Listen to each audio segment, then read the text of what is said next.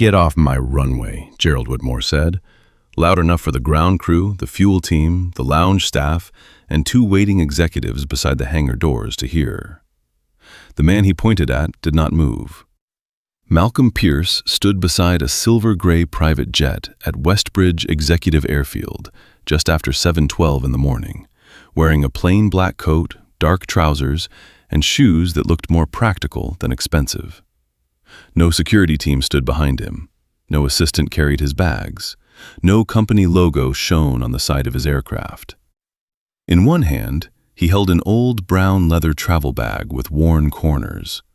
In the other, he held a folded inspection note that Gerald never bothered to ask about. The runway lights glowed through low morning fog. The wet concrete reflected the red blink of a security camera mounted above Hangar 3. A tug engine idled near the nose of Malcolm's jet. The tow bar lay on the ground like a threat. Gerald Whitmore, airport manager of Westbridge, stood with his polished shoes planted on the apron and his radio clipped high on his belt. He looked at Malcolm the way some men look at a closed gate and assume they own both sides of it. "This section is reserved for priority clients," Gerald said, "not freelance pilots trying to look important." Captain Luis Romero stepped forward. "Mr. Whitmore, this aircraft is assigned to position A1. The clearance is confirmed." Gerald did not even look at him. "I was not speaking to you."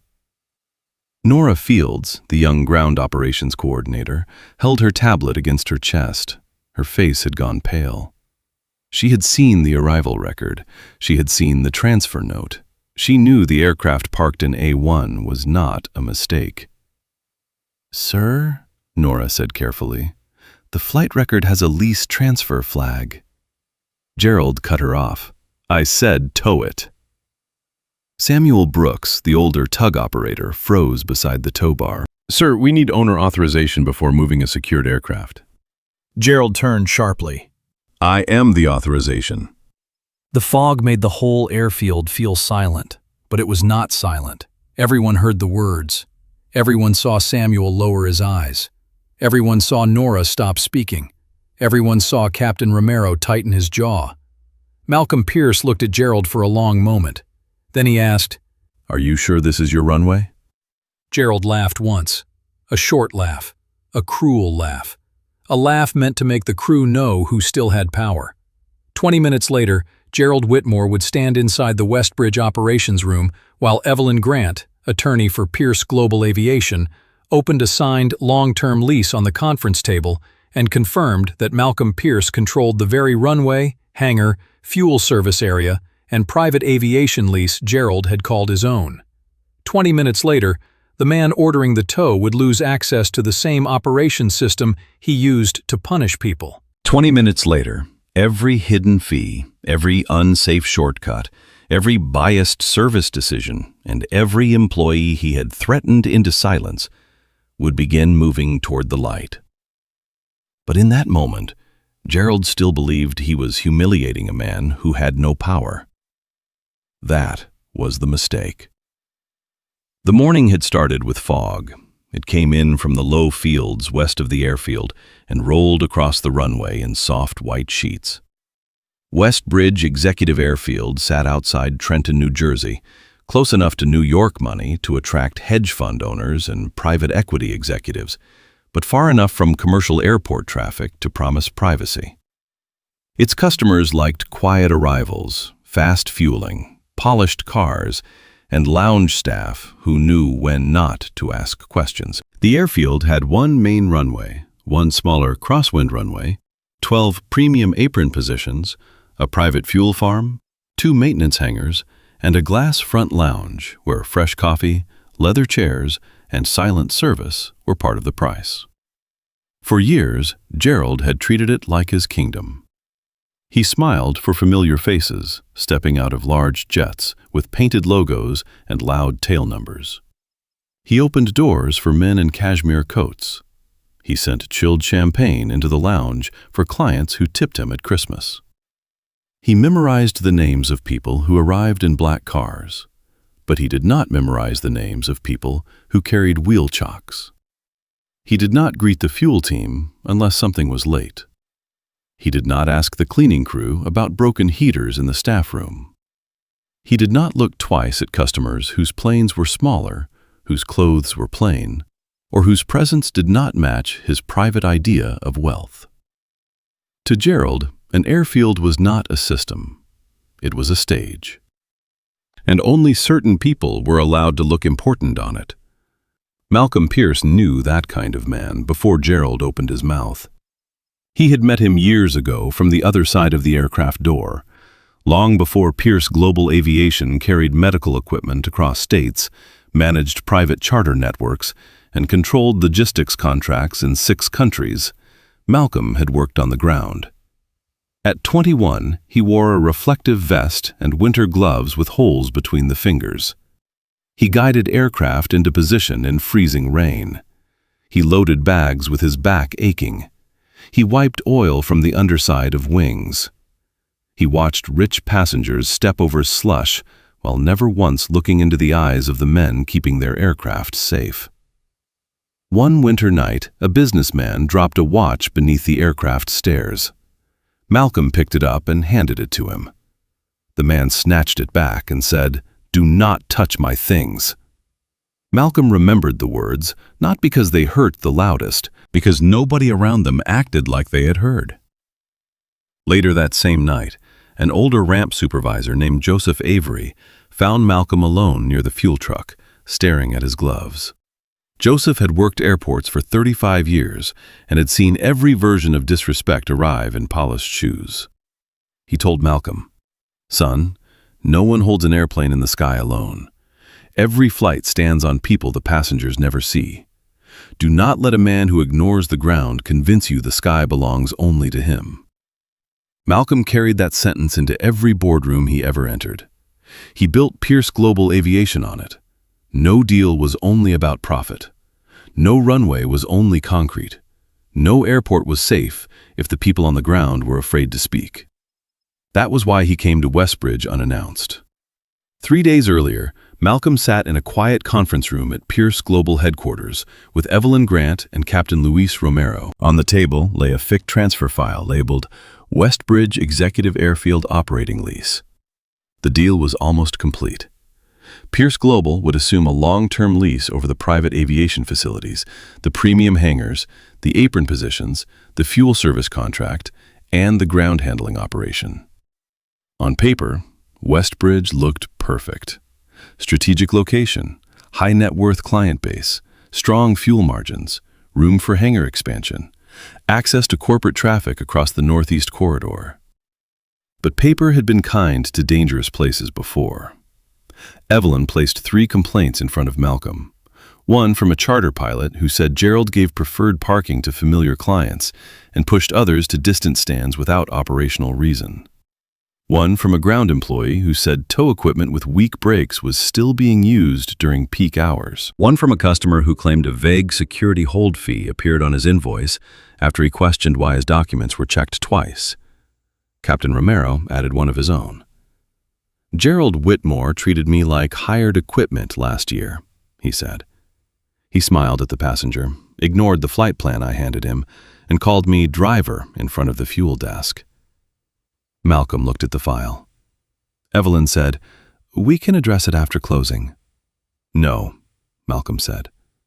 She watched him.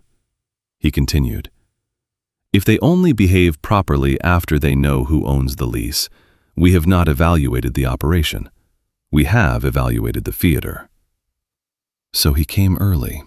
No announcement, no press, no executive escort, no name painted across the jet. Just one aircraft, one pilot, and the kind of mourning that reveals habits.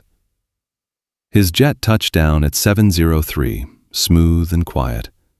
Captain Romero taxied to position A1 after ground control confirmed the assignment. The code in the system read PGA, Transfer Priority. The note attached to the aircraft record said, Lease Transition Audit Access, authorized by Ownership Council. Nora saw it first at the operations desk. She adjusted her headset and checked the stand map twice. A1 was clear. The paperwork was clear. The aircraft had every right to be there. But Gerald arrived from the lounge side just as the jet door opened. He did not ask for the flight number. He did not check the tablet. He looked at the unmarked aircraft, then at Malcolm stepping down alone, then at Captain Romero beside him, then at the old leather bag in Malcolm's hand. His face changed, not into confusion, into judgment. Nora knew that expression.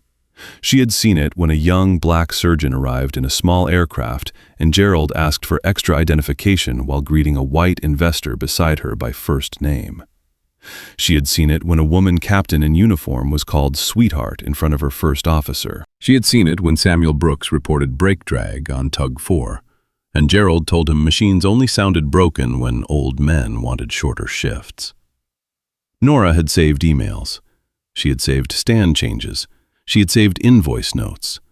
Not because she planned revenge, because she still believed procedures mattered, and Gerald kept treating them like suggestions he could bend around his favorites. Gerald walked across the apron with 2 ground staff trailing behind him. Nora followed, tablet in hand. Malcolm stood near the wing, observing. He noticed Samuel struggling with an older tug near Hangar 2, the front wheel shaking slightly as it turned. He noticed a fuel technician rubbing his hands in the cold while the crew room door remained propped open because the heater was broken. He noticed a black customer near the lounge entrance being asked for identification a second time, while a white couple waved through without breaking stride. He noticed Nora trying to speak and stopping before Gerald even turned. Fear had a rhythm. Airports had rhythms too. When the ground team moved well, everyone knew where to stand, when to signal, when to stop, and when to speak. At Westbridge, people moved like they were waiting to be blamed. Gerald reached Malcolm and did not offer a hand. "Aircraft cannot stay here," he said. Malcolm looked toward the A1 marking painted on the apron. The assignment was confirmed. Gerald smiled without warmth. "Confirmed by whom?" "Your ground system." "My ground system puts aircraft where I say they go." Captain Romero stepped forward.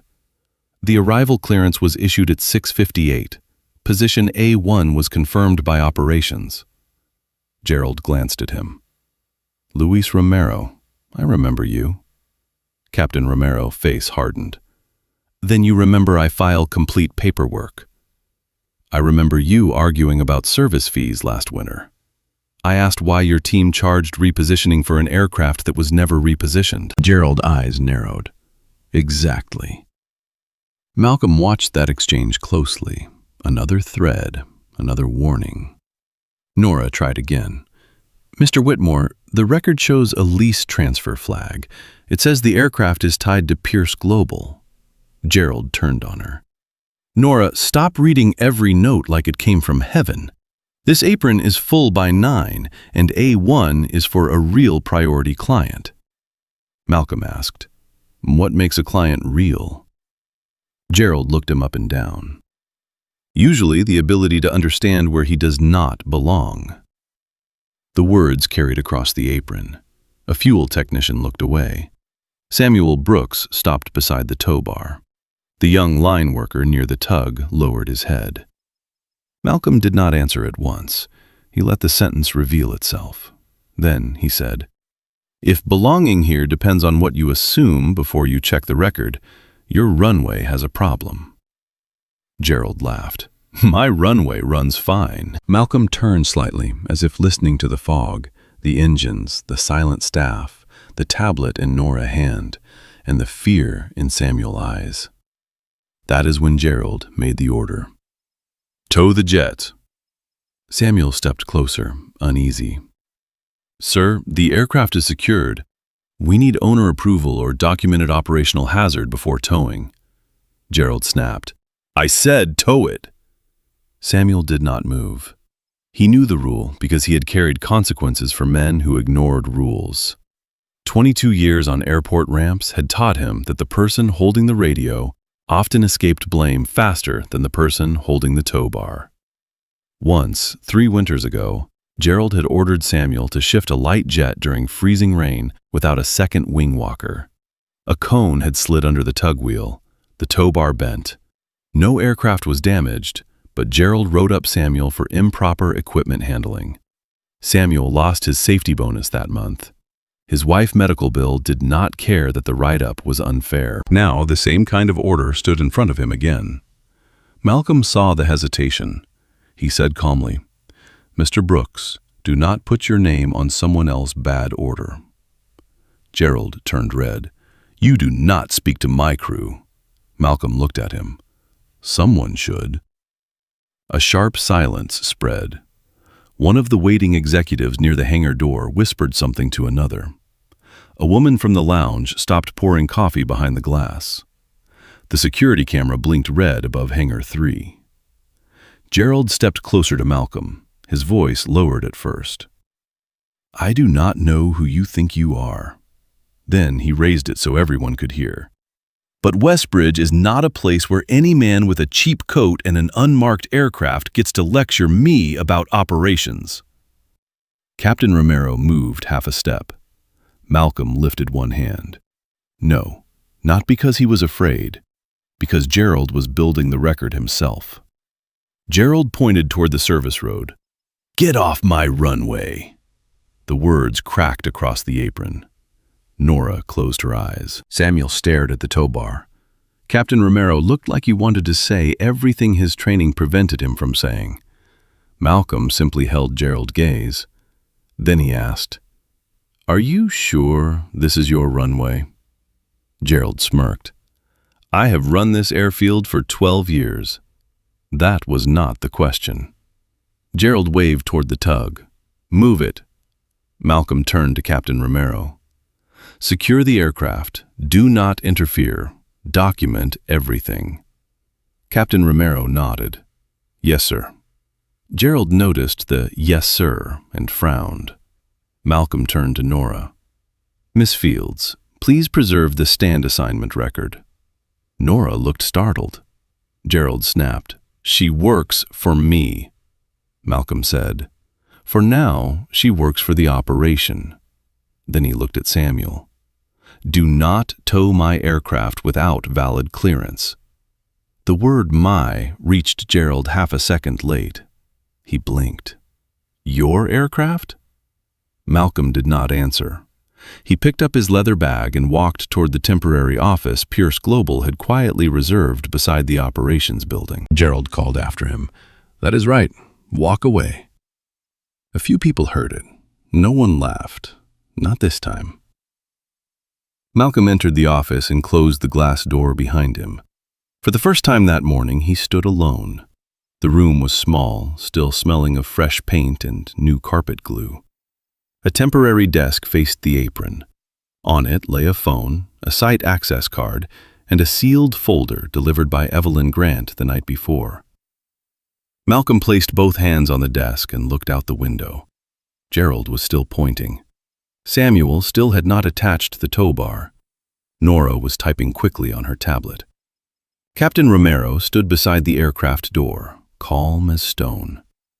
For one brief moment, Malcolm felt the old memory rise again. Cold hands, jet fuel smell. A customer refusing to look at him after he retrieved the fallen watch. The words, "Do not touch my things." Then Joseph Avery's voice returned. "No one holds an airplane in the sky alone." Malcolm opened his phone and called Evelyn. She answered on the second ring. "How bad?" "Worse than the complaints. Do you want me to come now? Bring the executed lease, the transition authority letter, the fee audit summary, the equipment incident log, and the operator replacement clause." A pause. Evelyn said, "Gerald?" "Yes." "What did he do?" Malcolm watched through the glass as Gerald leaned close to Nora and jabbed a finger toward her tablet. He'd just completed the culture audit. Evelyn's voice cooled. "I will be there in 20 minutes. Malcolm ended the call. Outside, Gerald still thought he was protecting his airfield from a man who did not belong. Inside, Malcolm opened the sealed folder. The first page read, "Westbridge Executive Airfield Long-Term Operating Lease, Executed and Effective." Beneath it was the authority schedule: runway access, hangar control, fuel service, ground handling management, premium apron positions A1 through A12, operator review and replacement rights. Malcolm did not smile. Power was not the point. The point was what power could fix when it finally stopped asking permission from arrogance. He looked once more at Gerald through the window. The man who had said, "Get off my runway," was still standing on concrete he no longer controlled. And in less than 20 minutes, everyone at Westbridge would know it. Malcolm Pierce stood alone inside the temporary office and watched Gerald Whitmore perform power through the glass. That was what it was, a performance. Gerald did not need to shout across the apron. He did not need to jab one finger at Nora Field's tablet. He did not need to stand so close to Samuel Brooks that the older man had to take half a step back. But men like Gerald often believed power was only real when other people flinched. Malcolm had learned the difference long ago. Real authority did not need to humiliate. Real authority made systems safer when nobody was watching. Outside, the tug engine still idled near the nose of Malcolm Jet. Its low vibration moved through the glass wall and into the office floor. Fog slid around the landing gear. The red security camera above Hangar 3 kept blinking, recording. That mattered. Not because Malcolm wanted revenge, because a system that denied harm needed records before it would admit truth. He looked at his phone. 7:24. Evelyn Grant would arrive soon. Until then, Malcolm would not raise his voice. He would not throw his business card on the apron. He would not announce his title just to rescue his pride. Pride was not the aircraft in danger. Procedure was. People were. The old brown leather bag sat on the desk beside the executed lease.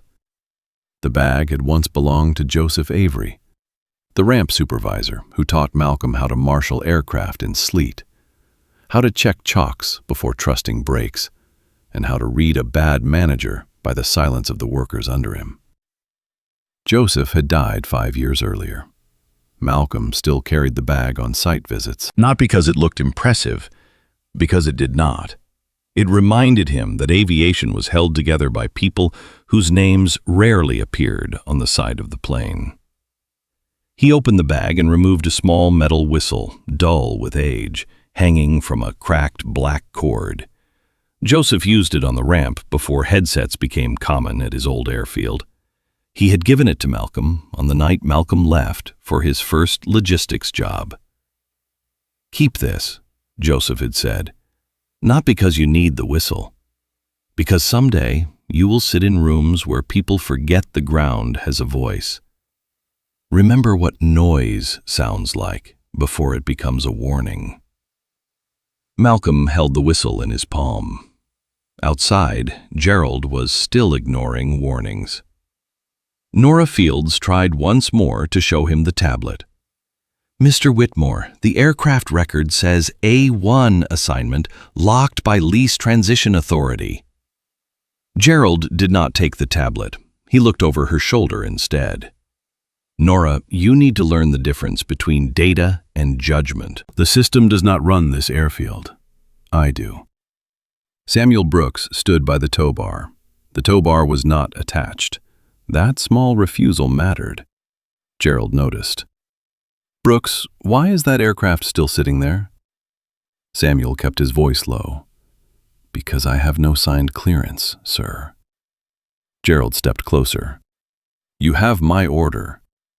Samuel looked at the aircraft, then at the tug, then at Malcolm behind the office glass. "Sir, if a tow is challenged and there is no hazard report, the operator on the equipment gets named in the incident file." Gerald smiled without warmth. "Then operate correctly and there will be no incident." Samuel's hands tightened. Malcolm saw the hands. Old hands. Ramp hands. Hands that had spent decades in cold wind, rain, hydraulic smell, fuel fumes, and the kind of work that made expensive travel possible without ever being called elegant. Samuel was 64 years old. He had worked at Westbridge for 22 years. Before that, he worked freight ramps in Newark, towing cargo aircraft at night while his children slept. His wife, Denise, had kidney disease. His medical plan had changed twice when Gerald shifted ground crews between direct payroll and contractor payroll to make labor costs look cleaner. Samuel did not complain loudly. Men with bills often learned to swallow anger in pieces. But he kept a notebook. Not a legal file, not a complaint package.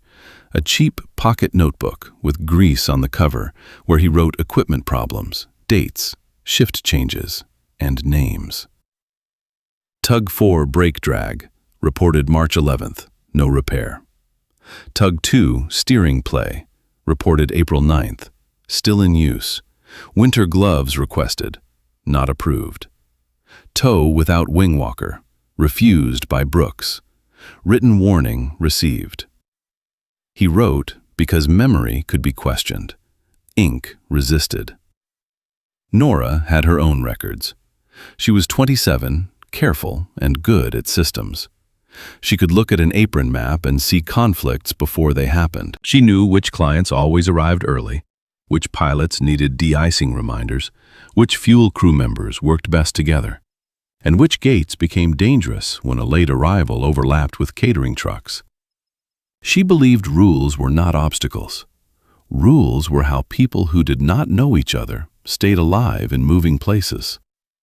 Gerald hated that about her. The first time she corrected him in front of a client, he called her procedural. The word sounded harmless, but he used it like an insult.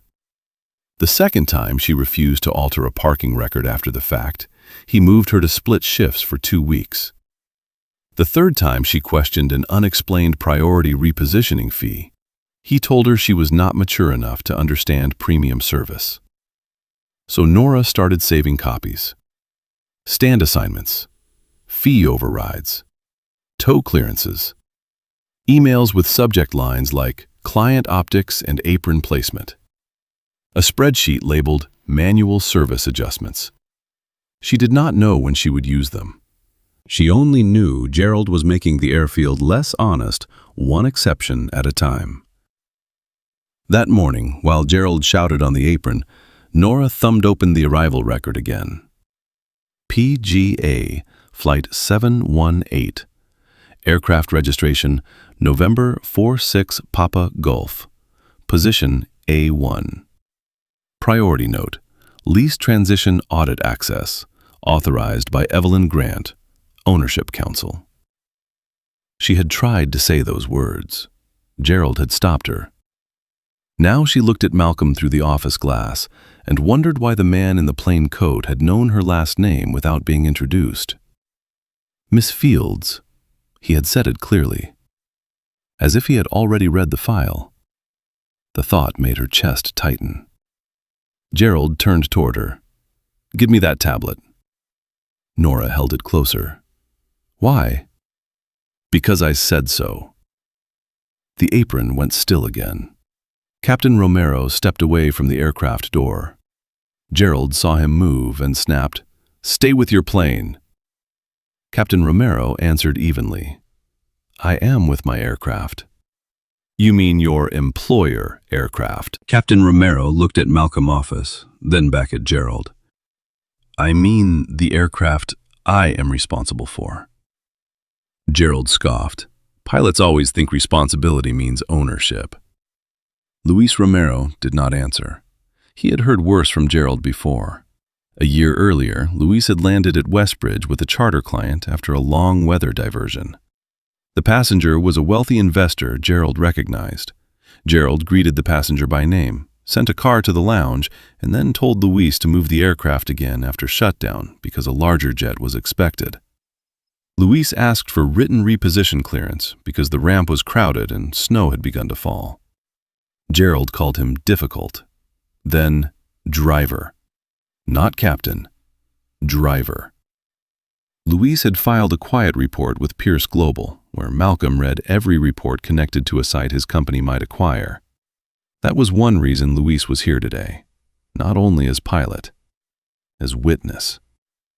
Malcolm turned away from the window and opened the lease file. The first section contained legal language, dense, careful, unemotional. It described the long-term operating lease between the property trust that owned Westbridge Executive Airfield and Pierce Global Aviation. It listed the term, the renewal rights, the fuel service transfer, the hangar use, and the operational control schedule. Section 8.2 covered premium apron positions, A1 through A12. Section 9.4 covered ground handling authority. Section 11.6 covered safety intervention. Section 13.1 covered operator review. Section 13.4 covered immediate management replacement for serious breach, including unauthorized aircraft movement, discriminatory service practices, fee manipulation, retaliation against reporting employees, or conduct that created safety risk. Malcolm had insisted on that language. Evelyn had drafted it after 3 long calls with the property trust attorneys. The old owners had resisted at first. Gerald, they said, knew the clients. Gerald knew the rhythm. Gerald kept revenue high. Malcolm had heard that argument many times. The tyrant is useful. The numbers look good. The complaints are not material. The people complaining are too small to slow the deal. But in aviation, small things mattered. A loose pin, a missed chalk, a rushed toe, a silent mechanic, a nervous coordinator afraid to say stop. Small things could grow wings.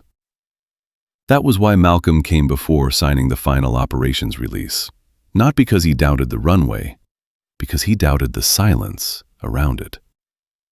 The phone on the desk rang. Malcolm answered. Evelyn's voice was crisp. "I am at the outer gate. Security is asking why I need ramp access before 8. Malcolm looked toward the apron. "Tell them you are ownership counsel under the transition letter." "I did, and they are calling Gerald." Malcolm almost closed his eyes. Of course. Evelyn said, "I am copying you now on the access letter. Subject line, Westbridge Lease Transition Authority, immediate access." "Good. Do you want me to escalate to the property trust representative?" "Yes. Ask Daniel Price to join in person if he is still at the administration building." "He is. Bring him." Evelyn paused. "Malcolm?" "Yes.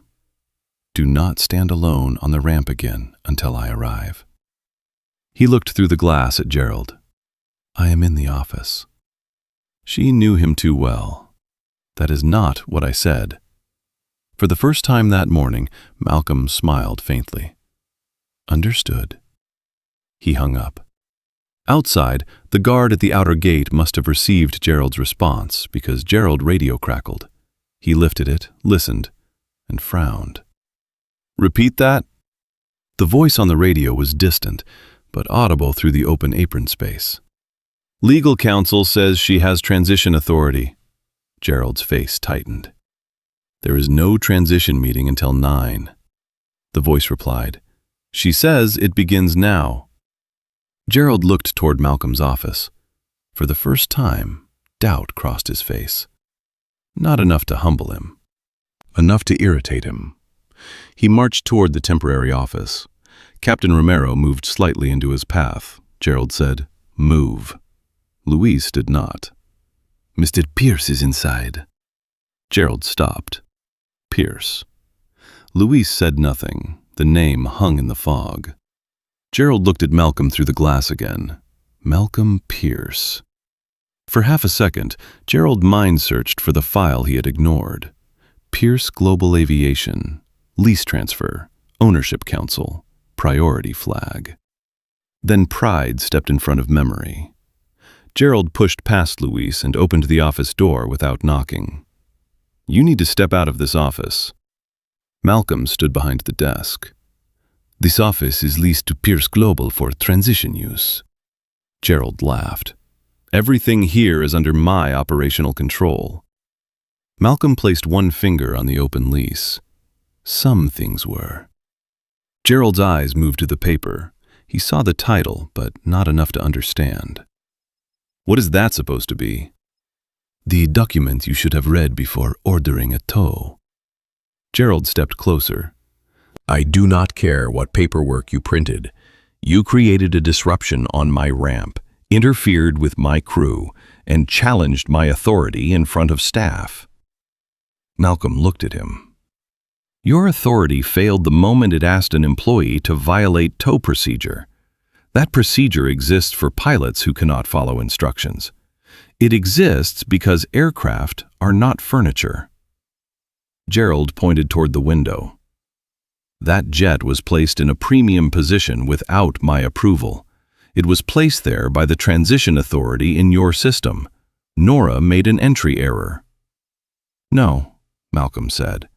She tried to prevent yours. Gerald's jaw tightened. You have been here less than 30 minutes, and yet I have seen a tow order without clearance, a coordinator silenced while reading the record, a tug operator pressured to accept liability, a pilot dismissed by tone rather than listened to by role, and service behavior that changes based on what people look like when they step out of an aircraft. Gerald stared. You are making accusations. I am making observations. Same thing. No, accusations are conclusions. Observations are what responsible leaders check before someone gets hurt.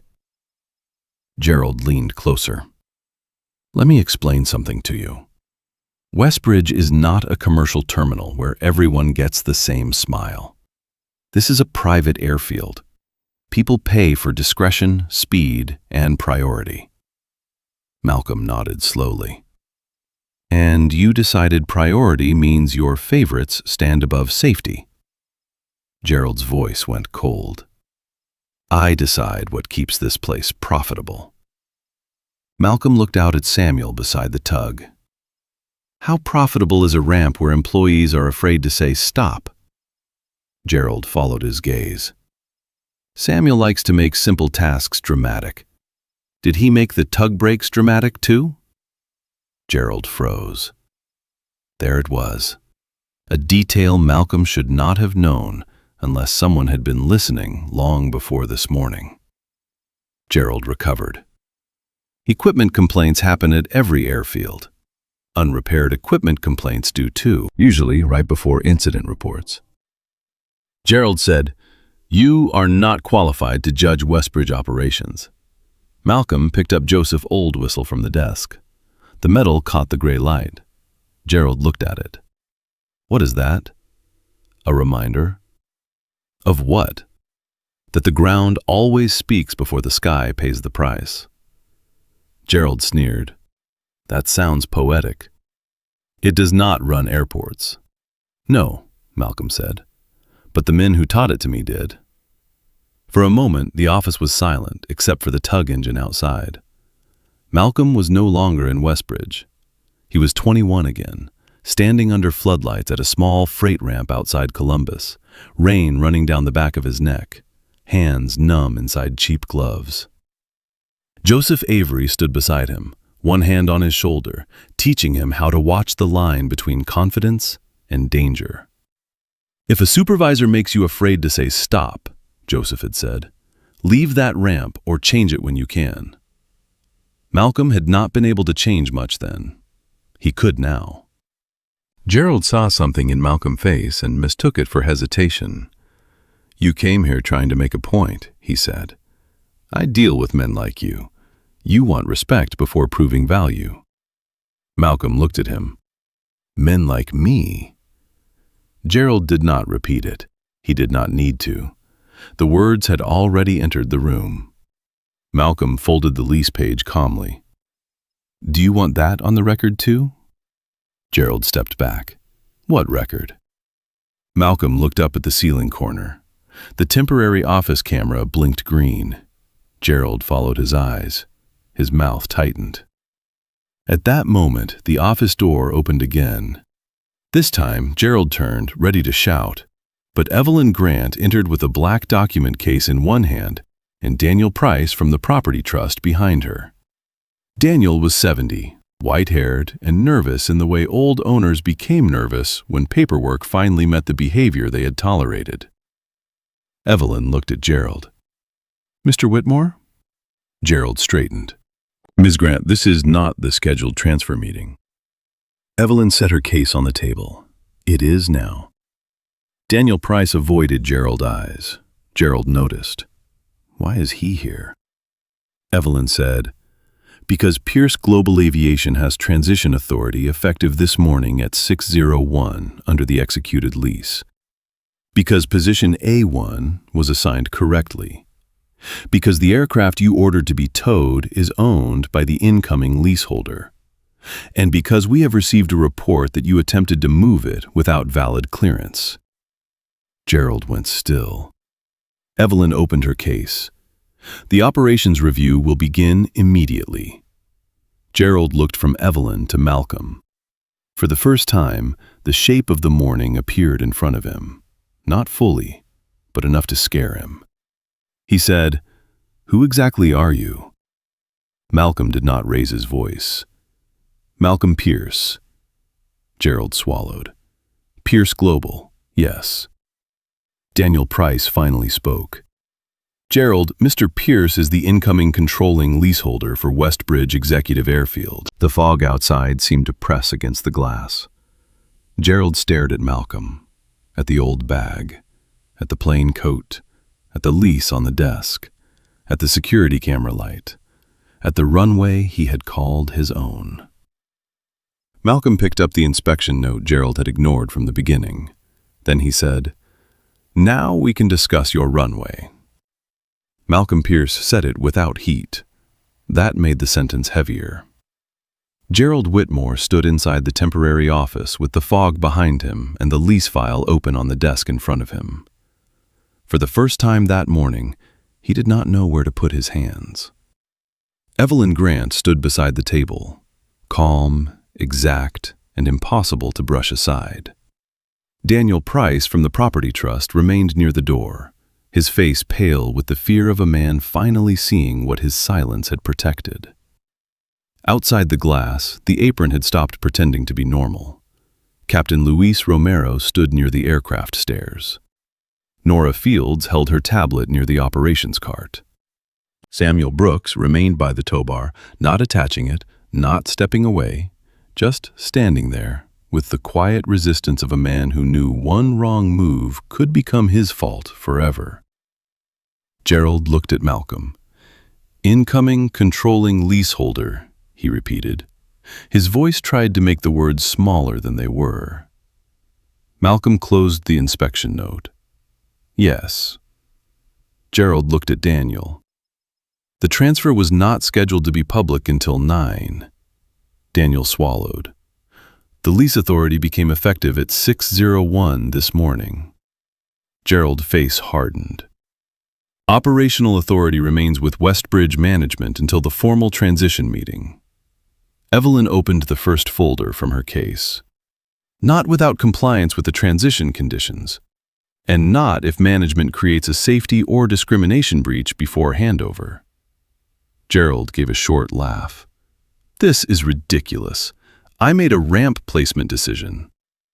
Malcolm looked through the glass at his jet. "You ordered an aircraft moved, without owner authorization, without hazard documentation, and after your coordinator told you there was a lease transfer flag. Nora made an unclear entry." Evelyn looked at him. "Miss Fields' record matches the transition letter we sent yesterday at 4:42 in the afternoon. Subject line: Westbridge Lease Transition Authority and Stand Access." Gerald stopped moving. There were always moments like that. Moments when a man who used confusion as a shield realized the record was not confused. Gerald recovered quickly. "I receive hundreds of emails." Malcolm said, "Then you should not call something your runway before reading the one that transfers authority over it." Daniel looked down. Evelyn said, We need to move this discussion to the operations conference room. Full attendance, ground operations, fuel, tow team, dispatch, property trust representative, and Pierce Global Counsel. Gerald shook his head. Absolutely not. We are not turning a simple apron dispute into a public spectacle. Malcolm looked at him. You made it public on the apron. Gerald's jaw tightened. I was maintaining order. You were teaching people to fear your order more than procedure. Gerald stepped closer. You are new here. You do not know this place. Malcolm looked at Joseph Avery's old whistle on the desk. I know ramps like this better than you think. Gerald saw the whistle again and sneered. That little charm does not make you an operator. Malcolm picked it up. No, but the man who gave it to me was one. He slipped it into his coat pocket. Then he walked toward the door. Evelyn followed. Daniel followed more slowly. Gerald remained in the office for 1 second too long, as if staying behind could give him back the room. Then he hurried after them. The operations conference room sat beside the dispatch desk, separated by a glass wall covered in runway maps, fuel schedules, and laminated emergency procedures. A whiteboard listed arrivals for the morning. A digital stand map showed A1 in green, marked occupied. PGA Flight 718, lease transition audit. Gerald saw it as soon as he entered. So did everyone else. A few ground staff had gathered at the edge of the room. Fuel technicians, line workers, lounge employees, a maintenance supervisor, 2 representatives from the property trust. A client services manager named Brooke Ellis, who had spent years smiling through Gerald decisions because her bonus depended on keeping complaints quiet. Nora entered last, carrying the tablet. Samuel did not enter until Malcolm looked toward him and nodded. Mr. Brooks, please join us if you choose. Samuel glanced at Gerald. Gerald said, he is on shift. Malcolm answered, the safety of that shift is now part of the meeting. Samuel stepped inside. That small movement changed the room. Gerald felt it. Everyone did. For years, Samuel had stood outside the places where decisions were explained badly, after they were made badly. Now he stood beside the people, making them. Evelyn placed a black recorder on the center of the table. This meeting is being recorded with consent of the leaseholder, property trust representative, and legal counsel. Anyone who does not consent may leave, but operational instructions related to this incident will still be documented. No one moved. Gerald looked at Daniel. Daniel nodded weakly. Gerald said, I object to this process. Evelyn wrote that down. Objection noted. That irritated him more than an argument would have. Malcolm sat at the end of the table, but not like Gerald sat in rooms. He did not spread out. He did not take more space than he needed. His old leather bag rested on the floor beside his chair. The lease folder sat closed in front of him. Gerald sat opposite him, forcing a smile. Let us begin with facts. Malcolm nodded. Good. Gerald folded his hands. An unmarked aircraft arrived at A1 before the transfer meeting. The passenger failed to identify himself as leaseholder. My staff raised concerns about positioning. I directed relocation to preserve access for confirmed VIP traffic. The individual became confrontational, interfered with crew, and created confusion on the ramp. Nora looked up sharply. Samuel stared at the table. Captain Romero entered behind Malcolm and stood near the wall. Malcolm looked at Gerald. Is that your full statement? For now. Malcolm turned to Nora. Miss Fields, what did the stand record show at 703? Nora looked at Gerald. His eyes warned her. Malcolm saw the warning. So did Evelyn. Evelyn said, Miss Fields, Pierce Global requests your statement under transition review. Retaliation for truthful participation will be documented. Nora breathed in. PGA Flight 718 was assigned to A1 at 6:58. The system displayed lease transition audit access. The note was authorized by Evelyn Grant, Ownership Council. The position was locked green. Gerald said, the note was ambiguous. Nora turned the tablet toward the wall screen. With shaking fingers, she mirrored the record. The room saw it. Lease transition audit access. Authorized by Ownership Council. Do not reposition without leaseholder approval. Everything froze. The sentence sat on the screen, plain and impossible to soften. Gerald leaned back. That note was not visible on my mobile view. Nora said quietly, I tried to show it to you. Gerald looked at her. You tried to interrupt active ramp management. Nora's voice trembled, but she continued. I tried to prevent an unauthorized tow. A fuel technician looked at the floor. Brooke Ellis pressed her lips together. Samuel closed his eyes for 1 second. Malcolm asked, Miss Fields, has this happened before? Gerald snapped. We are not discussing unrelated grievances. Malcolm did not look away from Nora. Has this happened before? Nora hesitated. Yes, Gerald said. Nora. The name cracked like a whip. She flinched. There it was again.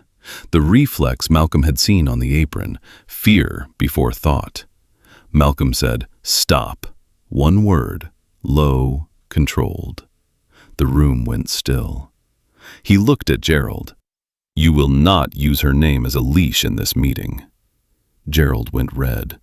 That is an outrageous accusation. It is an observation. Evelyn wrote again. Nora looked at Malcolm, and something in her shoulders loosened. She said, There have been stand changes made outside the priority system.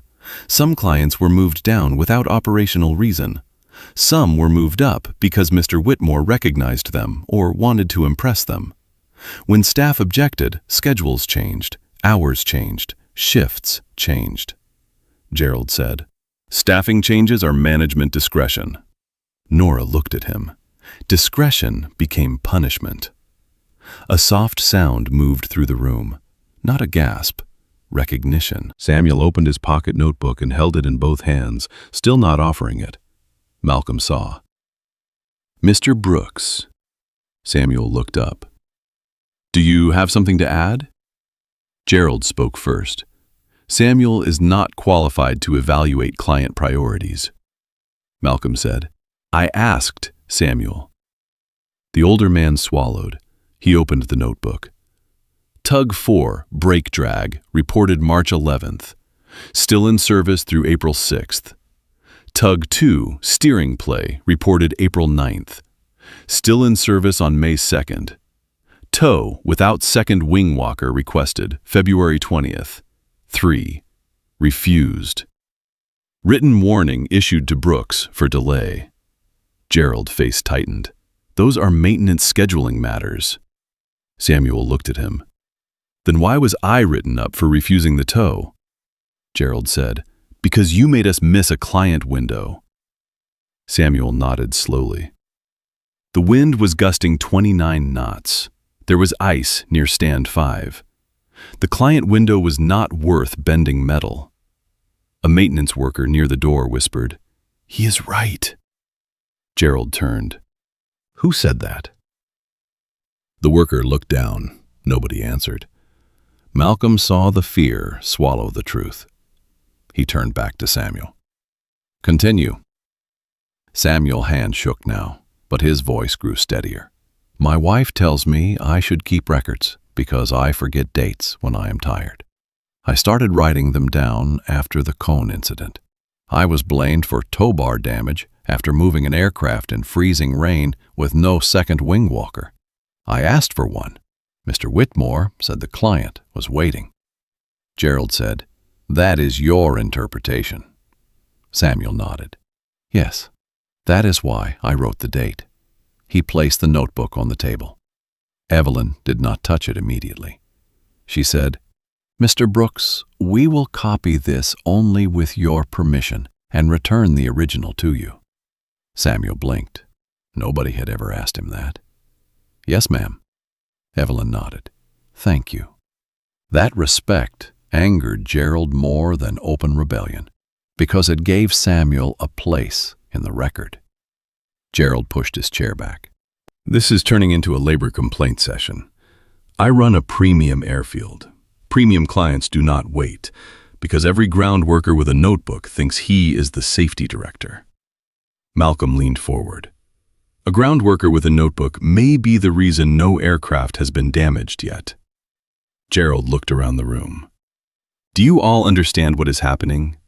He is letting employees second-guess operations in front of outside ownership. This is how discipline collapses." Captain Romero finally spoke. "No. This is how incidents get prevented." Gerald looked at him. "I know your position already, Captain." Louise stepped closer to the table. "Last December, I asked for written reposition clearance because the ramp was crowded and snow was falling. You called me driver in front of your fuel desk." Several people looked at Gerald. He waved one hand. "That was not meant as disrespect," Louise said. "You used the word because you wanted everyone to know you did not see my license, only my function." Gerald laughed bitterly. "Everyone wants a wound now." Malcolm's voice went quiet. "No, they already had wounds. You are only hearing about them because the lease changed hands." Gerald stood. "I will not sit here and have my management record judged by people who do not understand the private aviation client base." Evelyn opened another folder. "Then perhaps we should discuss the client base." Gerald paused. Evelyn placed a fee summary on the screen. A table appeared. Priority repositioning charge, security hold fee, manual service adjustment, premium access variance, fuel handling surcharge. The numbers were not huge alone. That was how quiet abuse often survived. $400 here, $700 there, $1,200 when a client complained too late. Evelyn said, "Pierce Global conducted a preliminary review of invoices from the past 18 months. Certain fees appear irregular, selectively applied, or unsupported by the published fee schedule." Gerald's mouth tightened. "Private aviation billing is complex." "Yes," Evelyn said. "That is why we reviewed it." She clicked to another page. 3 customers who were new to Westbridge were charged security hold fees not applied to comparable repeat clients. 5 priority repositioning charges were billed when movement logs show no repositioning occurred.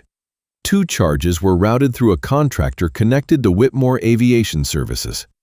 The room became silent. Gerald slowly sat down. Daniel Price looked sick. Brooke Ellis whispered, "I asked about those codes." Everyone turned toward her. Gerald said, "Brooke." She flinched. Another name used like a leash. Malcolm looked at her. "Miss Ellis." Brooke hugged her folder against her body. "I asked why the manual service adjustments were not in the public fee sheet." Gerald said legacy clients understood Westbridge discretion and new clients needed to learn premium standards. Gerald snapped, "That is not fraud. That is customer segmentation." Malcolm said, "Segmentation becomes discrimination when the rule changes depending on who walks in." Gerald looked at him with hatred now. "You came here to destroy me." Malcolm shook his head. "I came here to decide whether Westbridge could be trusted with Pierce Global name." "Then you should have announced who you were." Malcolm looked around the room. "If I had announced who I was, you would have smiled." The truth of that sentence struck harder than accusation. Everyone knew it. Even Gerald knew it. Nora looked at the tablet. Samuel looked at his notebook. Brooke looked at the invoice sheet. Daniel looked at the lease folder he had spent months treating like a transaction instead of a responsibility. Malcolm continued, "I did not need to see how you behave when ownership is watching. I needed to see how you behave when you think no one important is."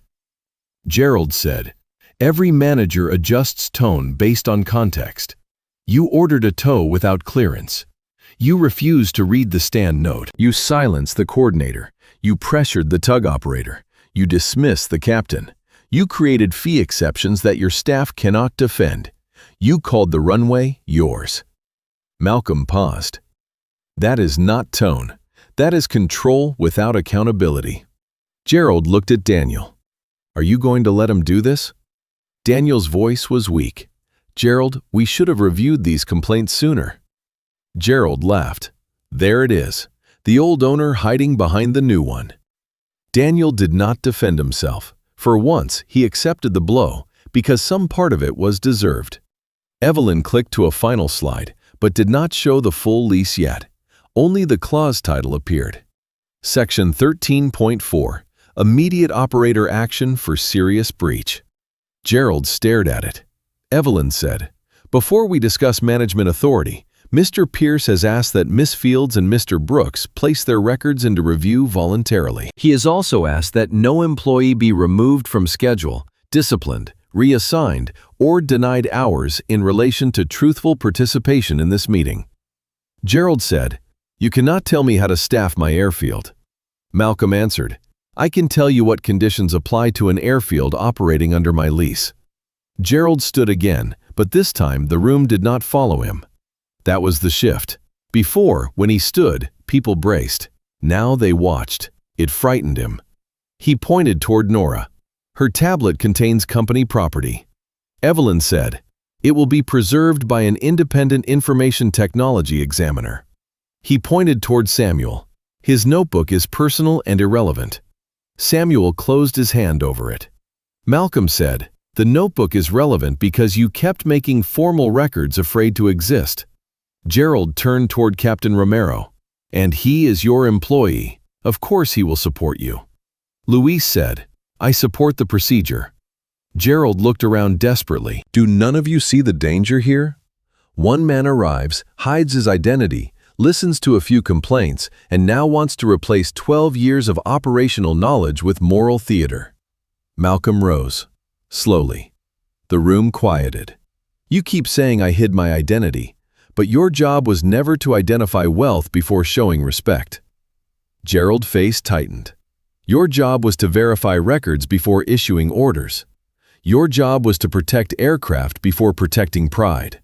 Your job was to build a team that says stop before metal bends, before invoices lie, before bias becomes policy, before a runway becomes a throne.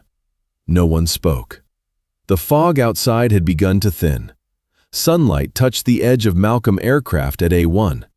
The silver-gray fuselage looked almost white in the morning.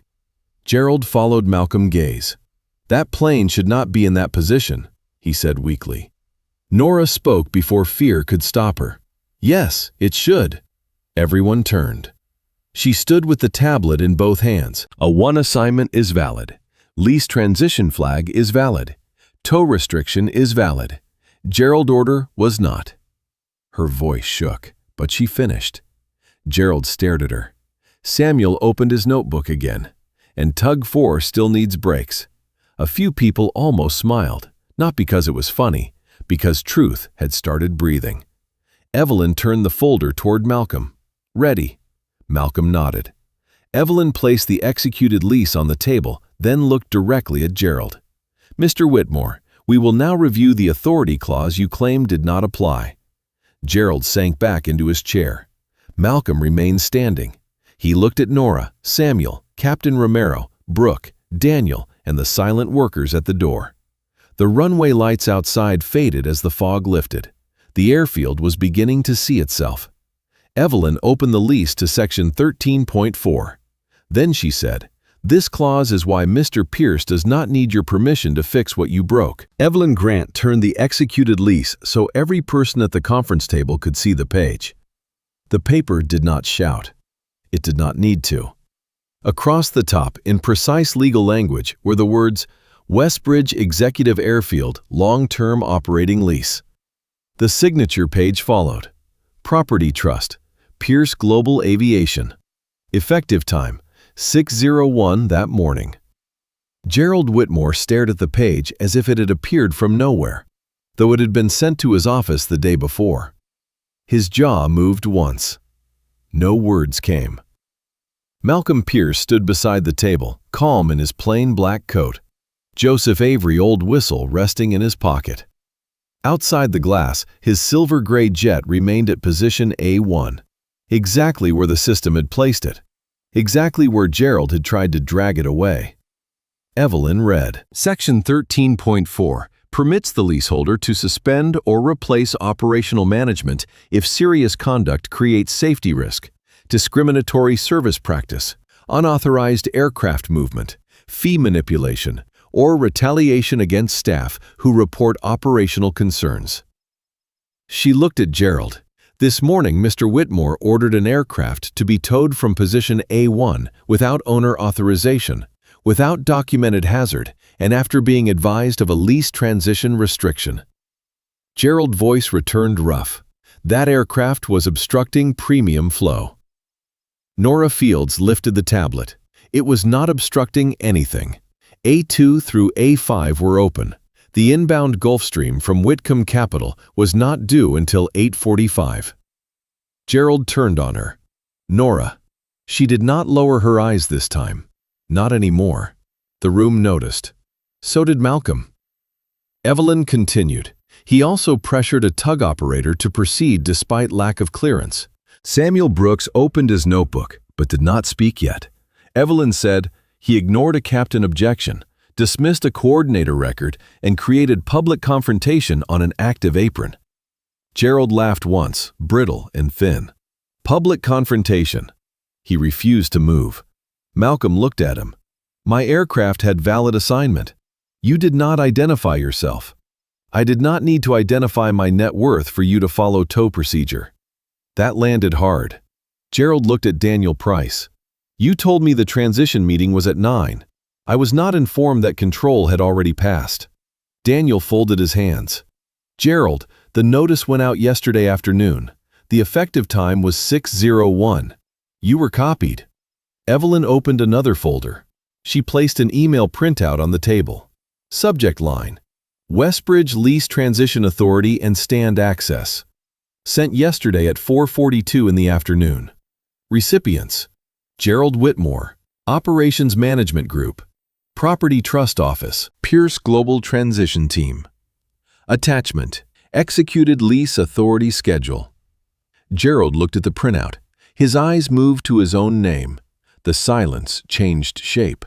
Before, he had claimed confusion. Now the record was removing that place to hide. He said, I did not have time to review every attachment. Malcolm answered, but you had time to order a tow.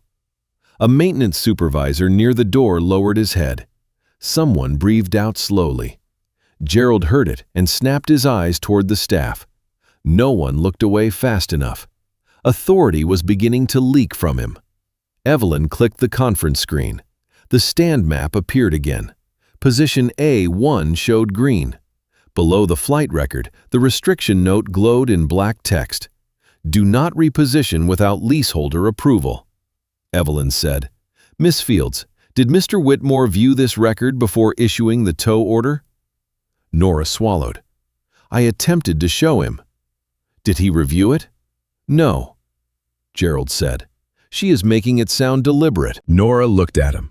It was deliberate when you took 2 steps away from the screen and told me to stop reading notes like they came from heaven. The words struck him because they were his. A few staff members looked at one another.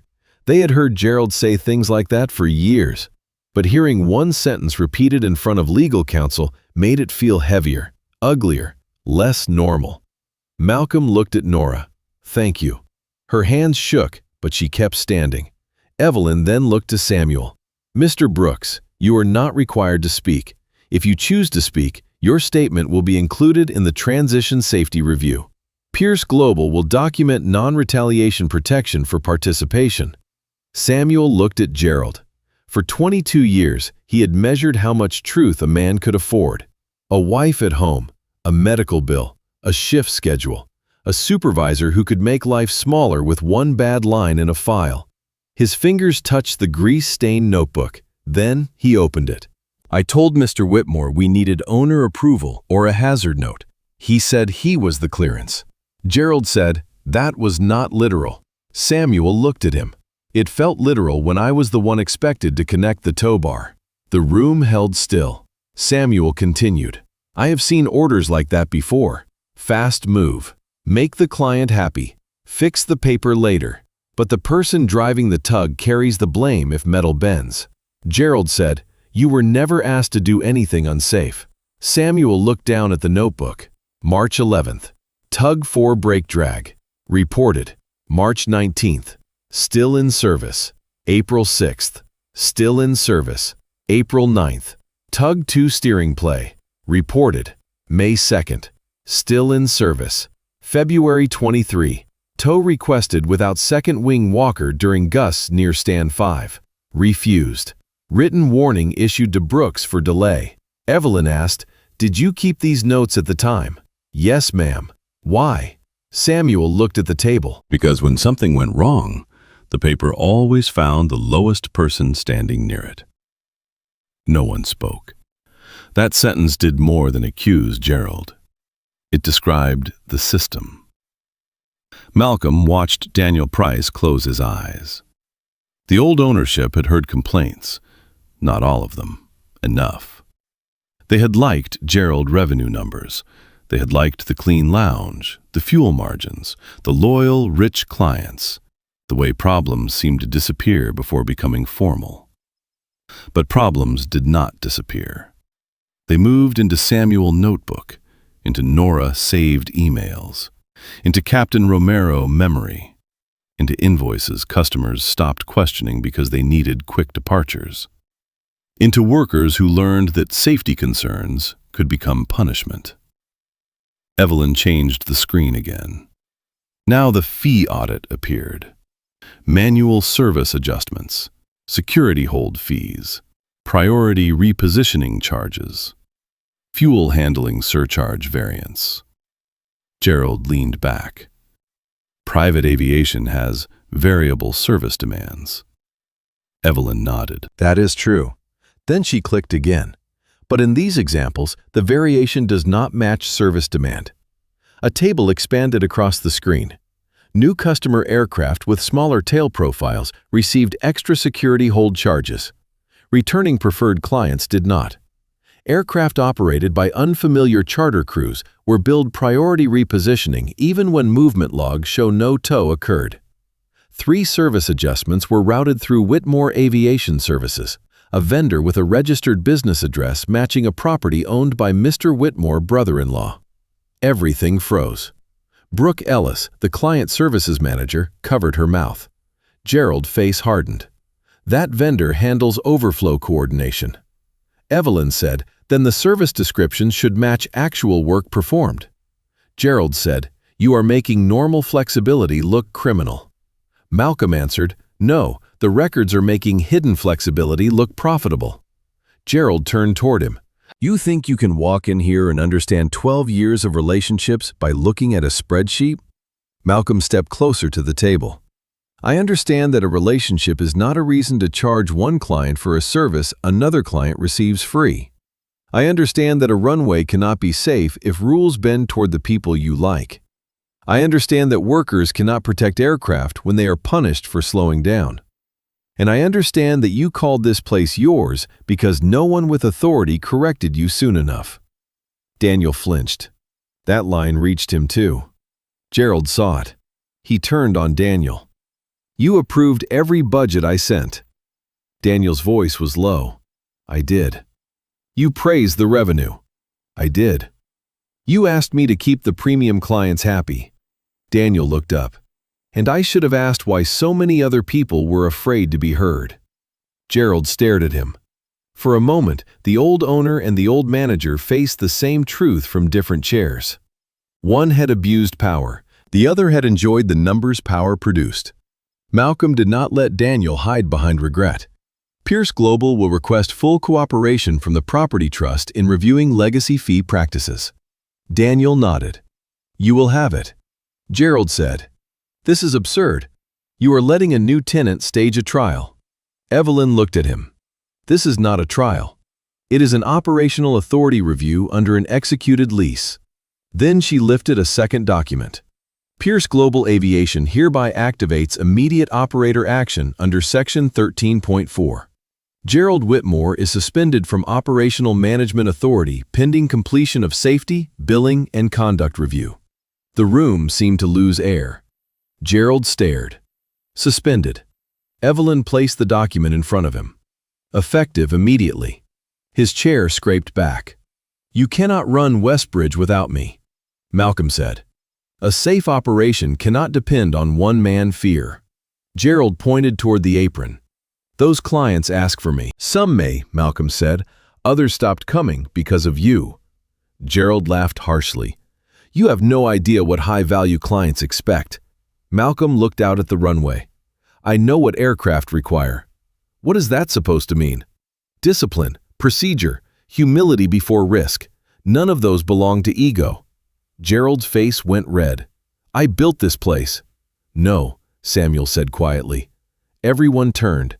Samuel looked almost surprised by his own voice. Then he stood a little straighter. "You managed it. We built the mornings.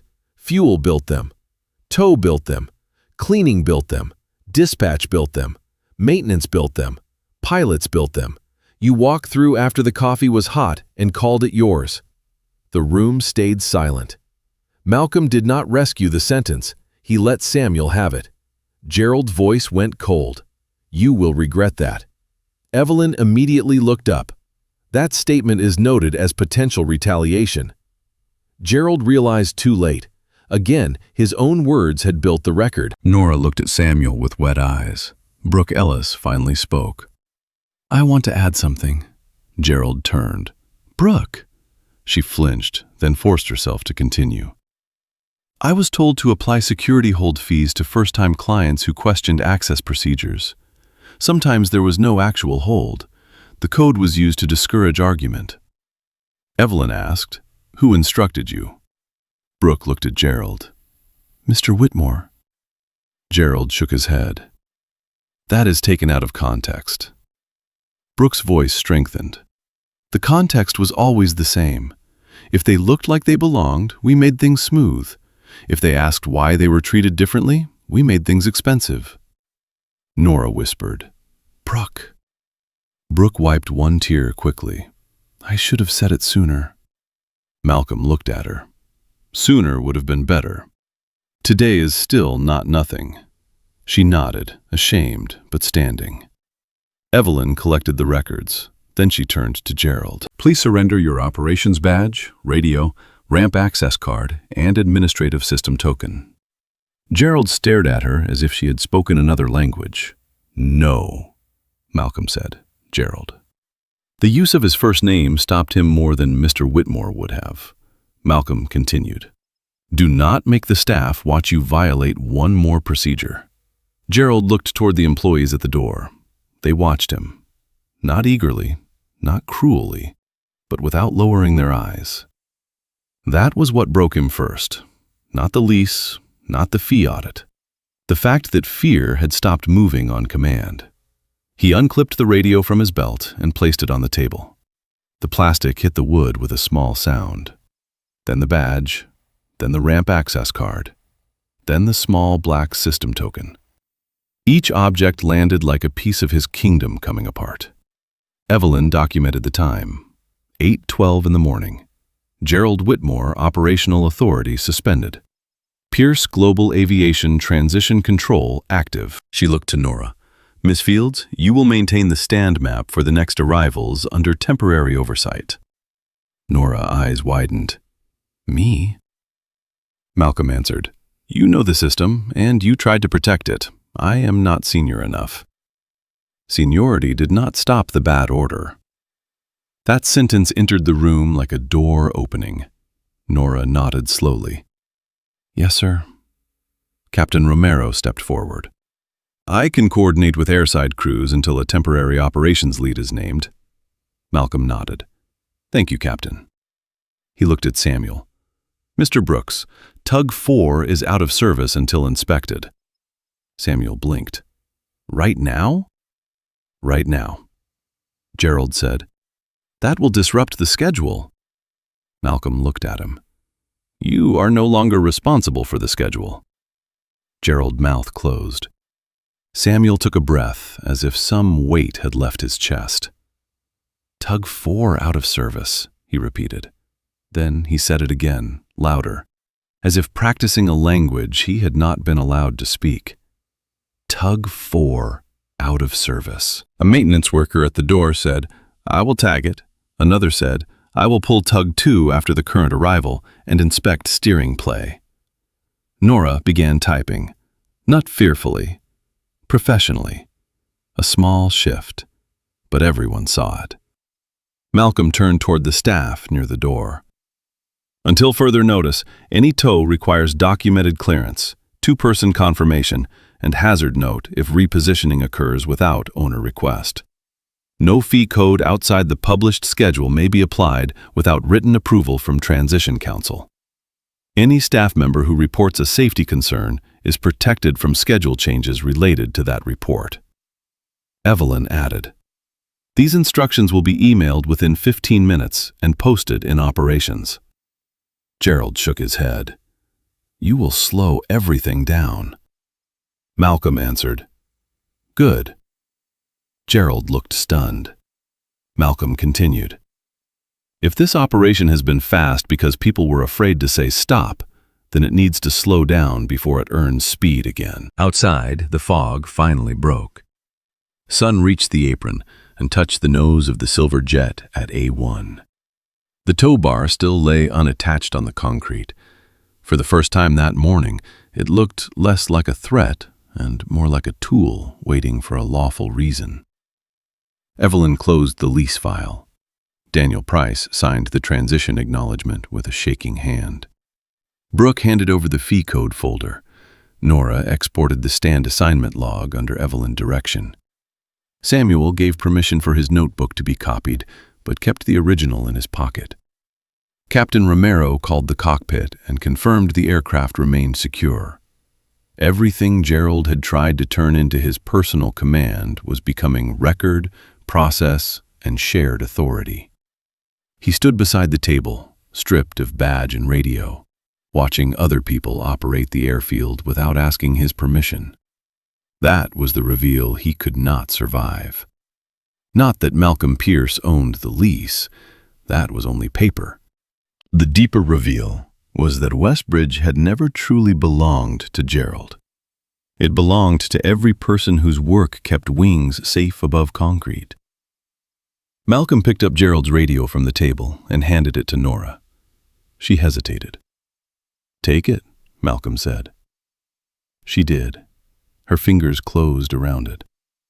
Gerald watched the gesture as if the runway itself had changed hands. In a way, it had.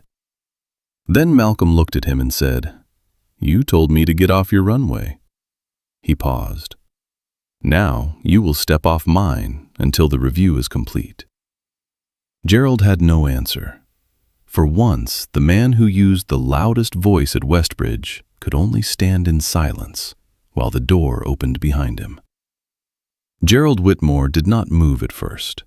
He looked at the radio in Nora Field's hand, then at the badge on the table, then at Samuel Brooks, who stood with his notebook in his pocket and his shoulders straighter than they had been that morning. Outside the glass wall, the silver-gray jet remained at A1, untowed, unmoved, unbothered. The runway Gerald had called his own was still there, but the illusion was gone. Evelyn Grant stepped aside and pointed toward the hallway. Mr. Whitmore, you will be escorted to the administrative office while access credentials are disabled. You may provide a written statement through counsel. You are not to contact staff about this review. Gerald stared at Malcolm Pierce. You are making a mistake. Malcolm did not look angry. That made Gerald feel smaller. No, Malcolm said. I am stopping one before it becomes normal under my name. Gerald looked at Daniel Price. Daniel said nothing. That silence was not protection anymore. It was surrender. 2 security officers from the property trust entered the room. They did not touch Gerald. They did not need to. He picked up his coat, straightened the collar as if dignity could be rebuilt by fabric, and walked toward the door. At the threshold, he turned back. "This place will fall apart without me," Samuel answered before anyone else could. "Then we will finally learn what was held together by skill and what was held together by fear." No one clapped. No one smiled too broadly, but something moved through the room. A breath, a release. Gerald left, the door closed. Westbridge Executive Airfield was quiet for exactly 3 seconds. Then the radio in Nora's hand crackled. "Inbound aircraft 10 miles west, requesting parking confirmation." Everyone looked at her. Nora froze. Malcolm said, "Operations does not wait for speeches, Miss Fields." She swallowed, pressed the radio button, and looked at the stand map. "Westbridge ground operations, position A2 confirmed. Follow marshal guidance after touchdown. Fuel truck will hold short until chocks are set." Her voice shook on the first word.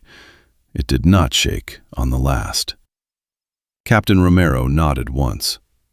"Good call." Nora looked like she might cry. Instead, she kept working. That was the first change. Not a press release, not a slogan. A young coordinator using the radio without fear of being punished for being correct. Malcolm turned to Samuel.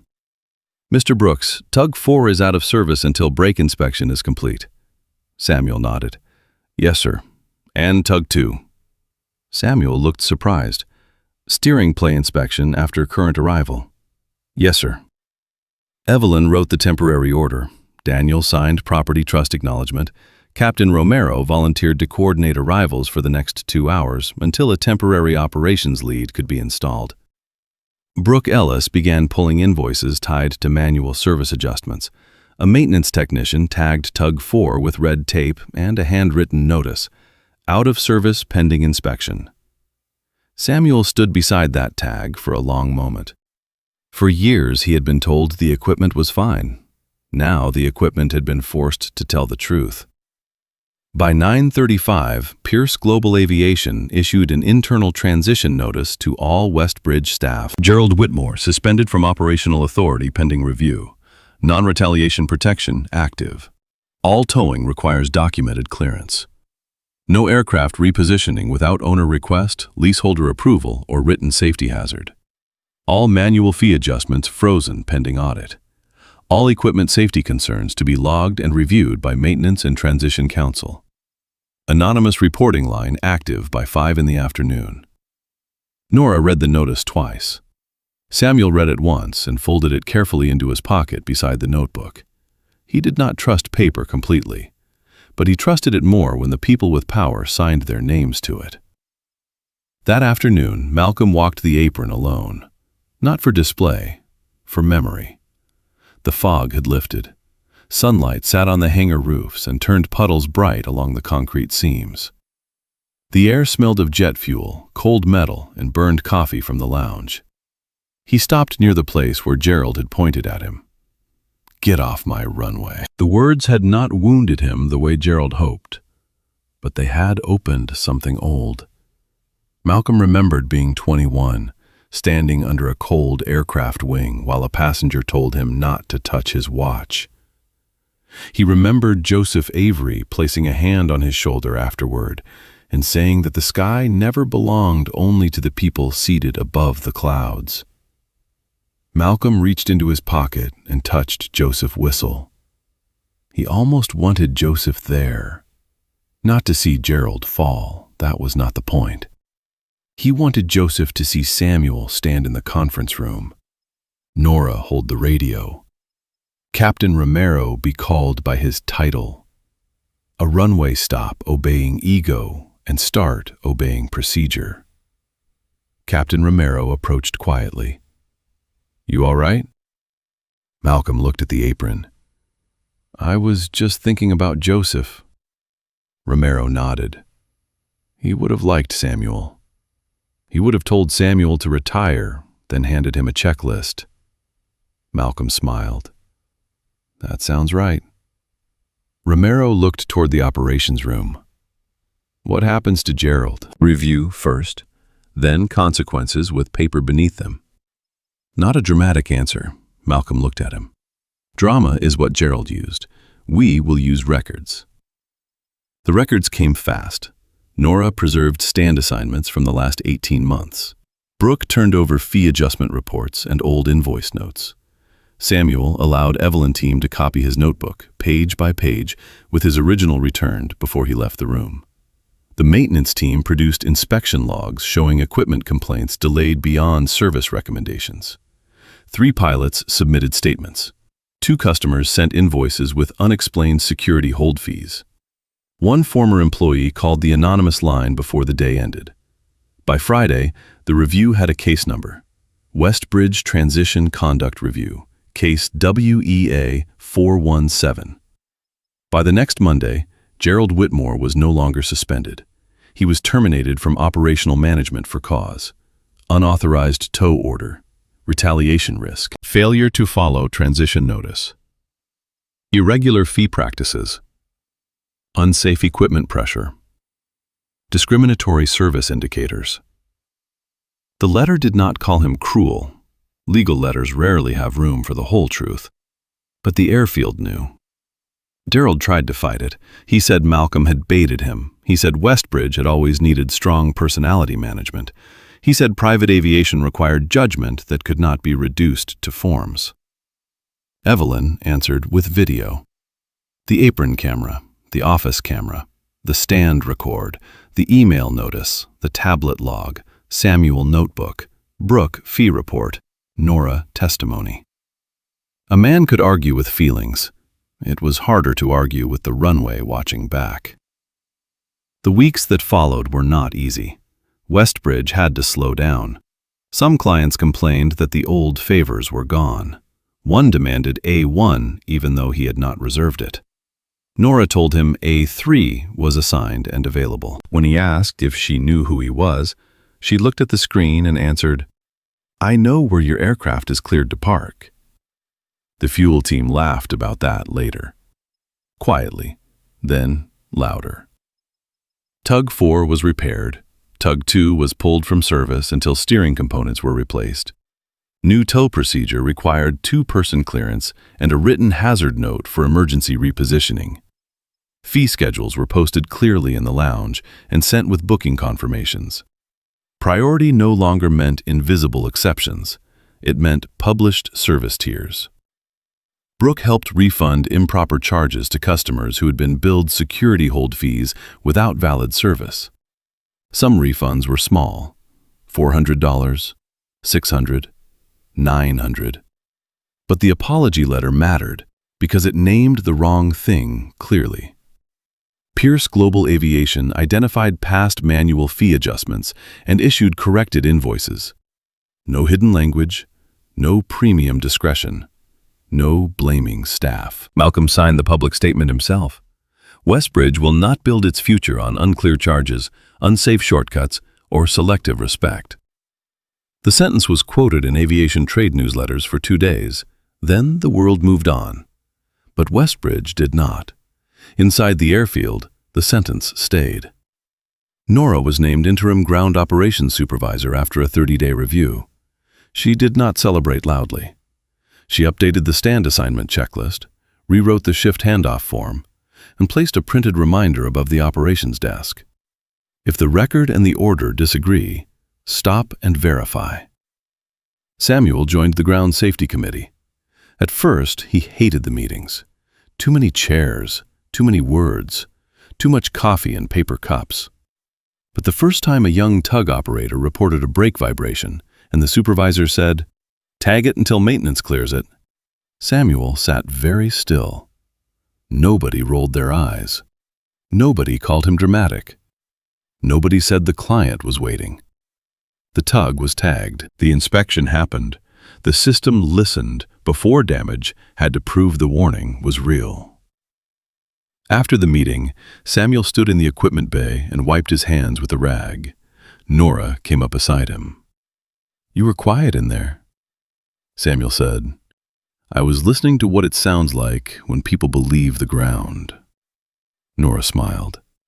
How does it sound? Strange. Then he smiled too. Good strange. 3 months later, Westbridge reopened Hangar 3 after renovation. No red carpet, no champagne tower. Malcolm refused both. Instead, the reopening began with a safety walk led by Samuel Brooks, Captain Luis Romero, Nora Fields, Brooke Ellis, and the maintenance crew. Clients were invited to watch from the apron, not the lounge. Some did, some stayed behind glass. That told Malcolm things too. A small jet landed at 10:06 that morning. Its paint was faded blue and white. Its owner-pilot was a young black woman named Dr. Alana Reed. No relation to Samuel. She had flown in for a medical technology conference and looked uncertain as she stepped down. She carried her own duffel bag. At the old Westbridge, uncertainty like that would have made her a target for extra questions, extra fees, and cold smiles. At the new Westbridge, Nora walked forward with a tablet. Good morning, Dr. Reed. Welcome to Westbridge. Your position is B2. Fuel request is confirmed. The lounge is open, and your ground transport is 5 minutes out. Dr. Reed blinked. That easy. Nora smiled. That is the idea. Across the apron, Samuel watched the exchange. Malcolm stood beside him. Samuel said, "She was waiting for trouble." Malcolm nodded. A lot of people learn to expect it before they arrive. Samuel looked toward the runway. Maybe we can teach this place not to give it to them. That is the work. Samuel glanced at him. You always talk like that. Like what? Like everything is bigger than the thing it is. Malcolm looked at the aircraft, the crew, the tug, the chocks, the runway, the people moving in clean rhythm. It usually is. Later that day, Nora asked Malcolm if he wanted to speak at the reopening. He stood in the operations room, looking at the wall where Gerald's old photo had been removed. In its place was a framed copy of the new ground safety charter. No aircraft moves without valid clearance. No fee is hidden behind discretion. No employee is punished for saying stop. No client is treated as less because of appearance, race, accent, title, aircraft size, or unfamiliar name. Malcolm read the lines. Then he shook his head.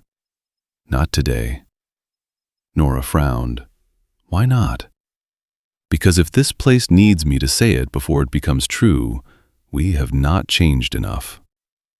He looked through the glass at Samuel, leading a tug inspection with 2 younger workers. Let the runway speak through how people are treated. Nora nodded slowly. That evening, after the last departure, Samuel entered the operations room holding a small wooden plaque. He had made it himself in his garage. The edges were not perfect. The lettering was carved by hand. He gave it to Nora. She read it aloud. No runway belongs to ego. Every runway belongs to safety. The room went quiet. Captain Romero bowed his head slightly. Brooke wiped her eyes and pretended it was dust. Malcolm touched Joseph's old whistle in his pocket. Put it where people can see it, he said. Nora mounted the plaque beside the stand map. Not above it, beside it, because values should stand close to the work they claim to guide. A year later, Westbridge Executive Airfield looked almost the same from the sky. Same runway, same hangars, same morning fog rolling low across the fields, same private jets descending through pale light. But on the ground, it was different. Tugs were inspected before shift. Tow clearances were logged. Fee disputes were reviewed, not punished. New pilots were greeted by name. Cleaning staff had access to safety reporting. Fuel workers could stop a movement without asking whether the client was important. Nora ran operations with calm discipline. Samuel trained new ground crew by telling them the rule Joseph had once given Malcolm. No one holds an airplane in the sky alone. He did not know where Malcolm first heard it. Malcolm never corrected him. Some lessons were meant to travel. One cold morning, Malcolm landed again at Westbridge in the same silver-gray jet. Still no large logo, still no security parade. Still the old brown leather bag. This time, no one asked why he was at A1. Nora confirmed the stand.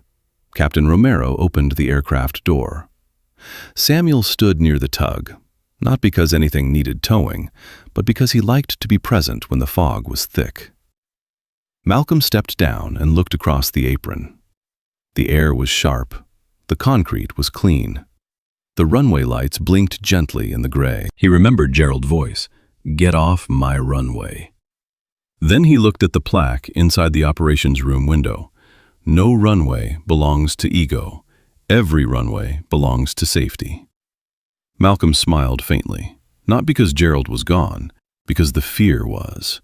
Or at least enough of it had been removed for truth to move without asking permission. That is how systems change. Not all at once, not because one powerful person wins one public moment. They change when the person with authority refuses to protect the lie. They change when Nora keeps the record, when Samuel writes the dates, when Captain Romero insists on procedure, when Brooke admits the fee codes were wrong, when Evelyn turns power into paper, when Malcolm uses the lease not to humiliate one man, but to make the airfield safer for everyone who comes after him. Gerald Whitmore thought he was defending a runway. He was defending a throne. And the throne disappeared the moment people stopped kneeling to fear. So if this story stays with you, remember the silver jet with no logo. Remember the old leather bag. Remember the tow bar lying on the concrete. Remember the red camera light above Hangar 3. Remember the man who said, "Get off my runway," and the man who answered with a lease, a record, and a better rule. Because real power does not need to shout ownership across the fog. Real power checks the clearance, protects the worker, honors the pilot, refunds the dishonest fee, repairs the unsafe tug, and builds a runway where nobody has to look rich, familiar, or powerful to be treated with respect. If you believe every workplace has a Samuel, a Nora, or someone being silenced by a Gerald, share this story. And if you want more stories where quiet dignity walks into the room and exposes what arrogance tried to hide, subscribe and stay close. The next runway may not be made of concrete. It may be the place where someone near you is still waiting for one person with courage to say, "Stop."